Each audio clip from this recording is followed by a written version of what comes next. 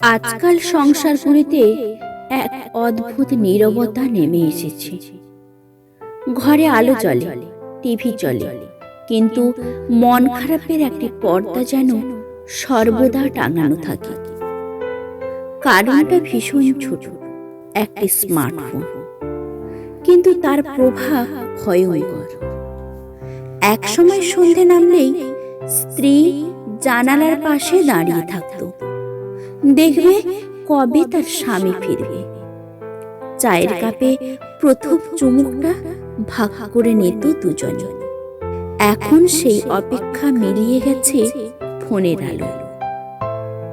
কারোর আঙুল ব্যস্ত স্ক্রিনে, কারোর চোখ ঘুরে বেড়ায় ভার্চুয়াল জগতে।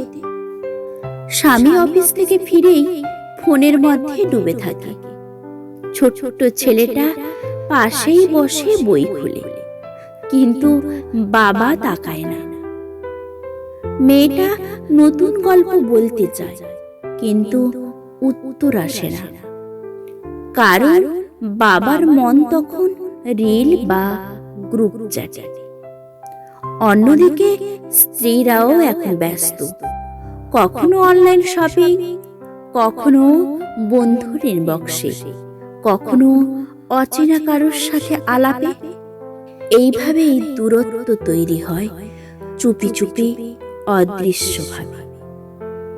এক সময় যাদের কথা ফুরতো না, এখন তাদের মধ্যে কথা খুঁজে পেতেও কষ্ট হয়।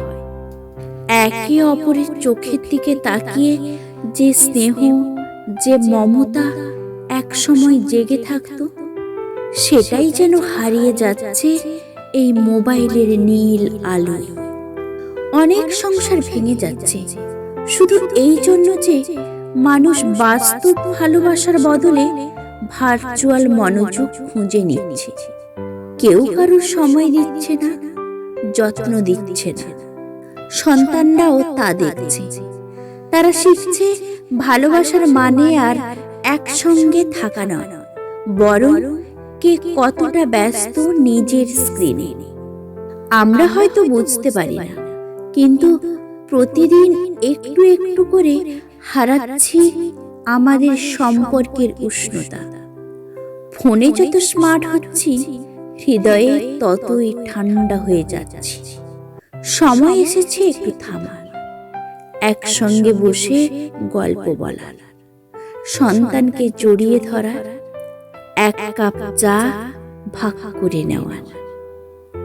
কারণ সম্পর্ক টিকিয়ে রাখে প্রযুক্তি নয়, টিকিয়ে রাখে মন, যত্ন আর উপস্থিতি।